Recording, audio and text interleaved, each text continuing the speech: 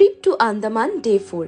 আজকে পালা ছিল পোর্ট ব্লেয়ার পেছনে ফেলে হ্যাভলক যাওয়ার আর প্রথমবারের জন্য লাক্সারি ক্রুজে চড়ার অভিজ্ঞতা অর্জন করার। উইন্ডো সিট আমাদের কপালে না জুটলেও ধার করে একটা উইন্ডো সিটের পাশে বসে ছবি আর ভিডিও আমরা তুলে নিয়েছিলাম।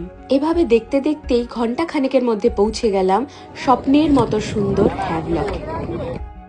সেখানে আমরা স্টে করছিলাম হ্যাভলক এক্সোটিক বিচ রিসর্টে।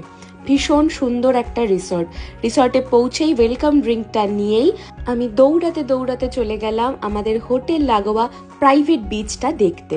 এই প্রথম এরকম রঙের সমুদ্র আর এরকম সাদা চিকচিকে বালি দেখার অনুভূতি বলে বোধহয় বোঝানো সম্ভব নয়। মনে হচ্ছিল ঘন্টার পর ঘন্টা শুধু ওখানেই বসে থাকি, কিন্তু তা করলে তো চলতো না, আমাদের যেতে হতো আবার হ্যাভলকের রাধানগর বিচ দেখতে। হ্যাভলকে আমরা স্টে করছিলাম এই কটেজ স্টাইল রুমগুলোয়।